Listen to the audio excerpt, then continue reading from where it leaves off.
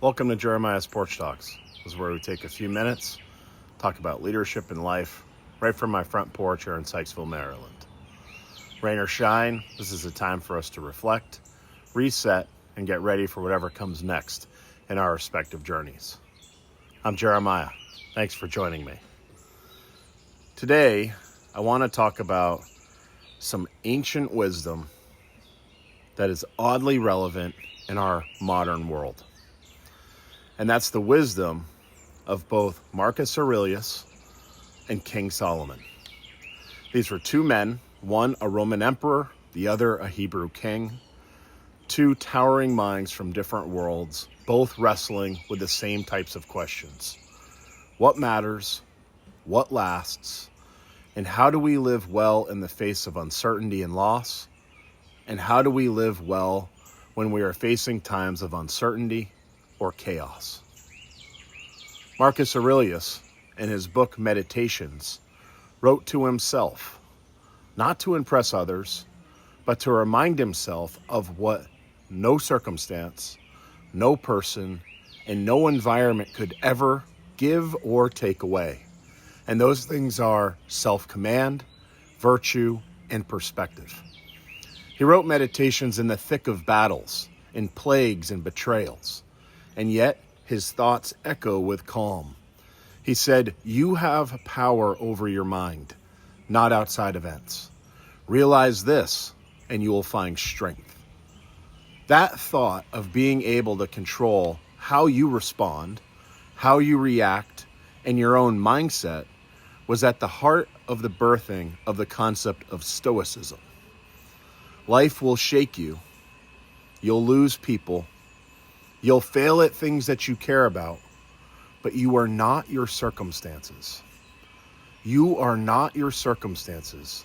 You are how you respond to them. Marcus Aurelius wasn't advocating indifference. He was pointing toward clarity. He believed that we should live with dignity, with purpose, and humility. And he reminds us again, do not act as if you are going to live 10,000 years. Death hangs over you. While you live, while it is in your power, be good. This is not a morbid view on life. It's quite contrary to that. It's a call to live a purposeful life every day that we have breath in our bodies. Choose to live with dignity, with courteousness. Choose to fight for the broken, to stand in the gap for the vulnerable, and to love your neighbor. Let me transition over to King Solomon. In the book of Ecclesiastes, he confesses, "I have seen all the things that are done under the sun. All of them are meaningless, a chasing after the wind." At first glance, honestly, that sounds as if he is saying we should give up because in the end, life is meaningless. But that's not what he's actually trying to say. He's telling us that success, wealth, and accolades, treasures and possessions should not be the focus for us because they will never fill our heart.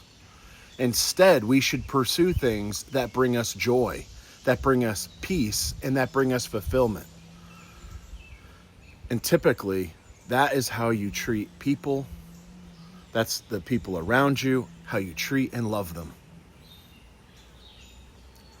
Solomon goes on to say, "There is nothing better for a person than to eat, drink, and find satisfaction in their toil or their work. This too, I see, is from the hand of God." So we sit with this paradox. If everything is fleeting, and yet it matters how we show up. So let me say that again. The things of life are fleeting, yet it matters how we show up, how we choose to interact with the issues of our day, and how we choose to be as people. We can't control outcomes, but we can control how we live, how we love, and what we stand for. Here's what I take from both men. Live on purpose, but hold lightly the things that cannot last. Don't cling on to things like power or status, as they vanish as quickly as they appear. Don't waste your energy trying to control the uncontrollable. And don't give up either. Serve with strength, love with intention, show up with grace, and be here fully, because you don't get forever to be here. Both Marcus Aurelius and King Solomon would agree, life is brief. Suffering is inevitable, but a grounded soul, a quiet mind, and a purposeful life, that's what endures. So here's our challenge. Let's find time to do these 3 things. Number 1, practice finding a better perspective on life. When frustration or fear rises, pause. Ask yourself, is this within my control? If it isn't, let it go. If it is, step forward with calm intention and take the next appropriate step. And then pause again. Number 2, name your purpose in life. Not your job title, not your to-do list, but tell yourself what your why is. What are you really here to do with that one life that you've been given?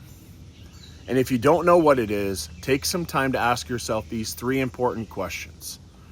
What inspires you? What motivates you? And what do you love? I believe these are the 3 keys to find your purpose in life. And number 3, find joy in the ordinary. A meal shared with a friend, a laugh heard, a day's work done with care, a walk along the river, a quick read of a bumper sticker. Like Solomon says, these simple things are sacred. Don't miss them by chasing what won't last. Because in the end, we all fade, but how we live and how we love, that is our legacy. That's it for today. Thanks for spending a few minutes with me on Jeremiah's Porch Talks. Rain or shine, I'll see you next time. And always remember to keep the most important things, the most important things.